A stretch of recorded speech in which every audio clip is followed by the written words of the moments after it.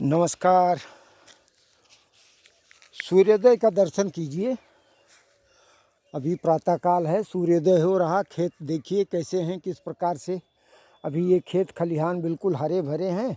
कुछ दिनों बाद बिल्कुल ही पकी हुई फसल कट के और सब बिल्कुल ही खेत खाली हो जाएंगे। हमारे ही घराने में एक तिलक समारोह था, उसी में कल लखनऊ से आए थे और उसको अटेंड किया। आजकल तिलक का जो समारोह है शादी विवाह में बहुत कम देखा जाता है, क्योंकि ये तिलक भी शादी में ही लोग द्वार पूजा के पहले वहीं पे निपटा लेते हैं। सोचते हैं लड़की और लड़के वाली दोनों पार्टी की ये अलग से खर्चा क्यों करना।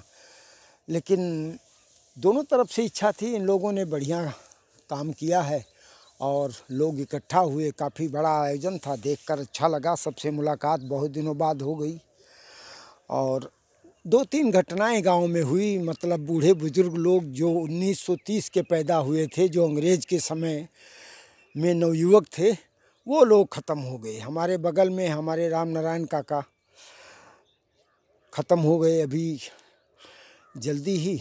उनके साथ पैलगीकरण, मेरे बगल में घर है तो जब कभी आते जाते थे दुआ पैलगी होती थी। पैलगी करने पर आशीर्वाद बहुत बढ़िया देते थे। और अभी पीछे दिसंबर में मिलकर गए थे। हमने सोचे नहीं ये आखिरी पैलगी है। फिर हमारे रिश्ते के एक भतीज लगते हैं, माता बदल शुक्ला जी, बहुत हमारे प्रिय थे। पता लगता था कि लखनऊ से आ गए हैं तो वो तुरंत ही घर पर आते थे मिलने के लिए। एक हमारे पारसनाथ भाई थे, तिवारी जी, जो गांव में बिल्कुल पूरब साइड में है। मैं जानता था कि ये सब घटनाएं हो सकती थी, इसलिए जब कभी लखनऊ से आता था इन बुज़ुर्गों से मिलने ज़रूर जाता था। अभी मिलकर गया था पीछे, लेकिन बीच में ही ख़त्म हो गए। खैर, अमर कोई नहीं है, मृत्यु सबकी निश्चित है। चलते फिरते आदमी चला जाए, ठीक है। उम्र भी लगभग सबकी 85-90 के बीच में थी और अमर तो कोई नहीं है, जाना ही पड़ेगा। ये खेती पाती में मामला ऐसा है कि ये गेहूं के जो खेत इतने अच्छे दिखाई दे रहे हैं, ये सरसों वाला भी खेत मेरा है, बहुत बढ़िया है तो थोड़ा ही, लेकिन काफ़ी अच्छा है। बिचौलिए बहुत ज़्यादा गदर करते हैं, क्योंकि 25 रुपये किलो भी गेहूं का रेट किसान को नहीं मिलता है। और हमारे लखनऊ शहर में इसी गेहूं का आटा 40 रुपये 42 रुपये किलो बिकता है। तो 17-18 रुपये जो है पिसाई का दाम नहीं है, ढुलाई का इतना नहीं लगता है। 3 रुपये किलो तो पिसाई है।